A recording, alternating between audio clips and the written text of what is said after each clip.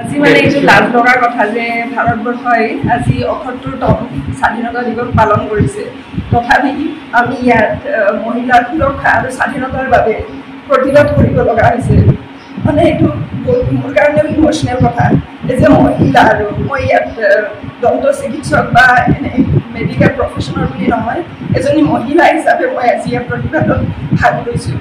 তো মই বিচাৰোঁ যে এতিয়া যোনটো পশ্চিমবংগত কিমান ডাঙৰ ঘটনাটো হৈছে, তো দুৰ্বৃত্তক উচিত মানে কঠোৰতম শাস্তি দিব লাগে আৰু সেইটোৰ ন্যায় বিচাৰিয়ে আমি আজি ইয়াত প্ৰতিবাদত ভাগ লৈছোঁ।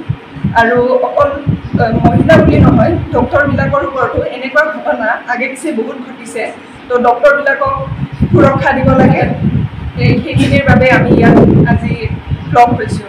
মই আমাৰ অসম চৰকাৰকো মানে ৰিকুৱেষ্ট কৰোঁ যে আমাৰ ডক্টৰবিলাকক যাতে যিমানখিনি পাৰে সুৰক্ষা দিয়ে, সেইখিনিয়ে বিচাৰোঁ। আৰু আজি আমি ৰঙিয়া দন্ত চিকিৎসক সেৱা সন্থাই যোৱা শুক্ৰবাৰে পশ্চিমবংগৰ RJ কৰ হস্পিটেলত ডিউটিৰ সময়ত ডিউটি কৰি থকা অৱস্থাত ৰাতি কোনো দুৰ্বৃত্তই এজনী চিকিৎসকক ধৰ্ষণ কৰে আৰু তেওঁক নিৰ্মমভাৱে হত্যা কৰে।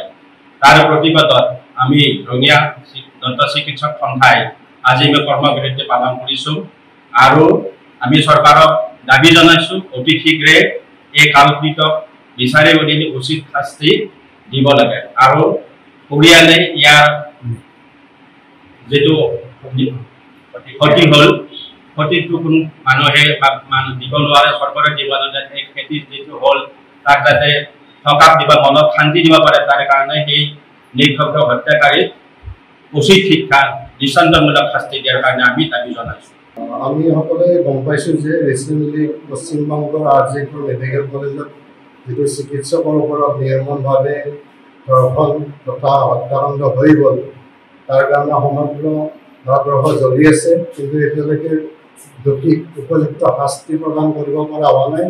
গতিকে তাৰে প্ৰতিবাদত সমূহ ভাৰতবৰ্ষৰ মেডিকেল কলেজৰ লগতে আমাৰ ৰঙিয়া দন্ত চিকিৎসক সন্থা আজি প্ৰতিবাদী কাৰ্যসূচী হাতত তুলি লৈছোঁ আৰু আমি দাবী কৰিছোঁ যাতে দুৰ্বৃত্তক অতি শীঘ্ৰে কৰায়ত্ব কৰি উপযুক্ত শাস্তি পালন কৰি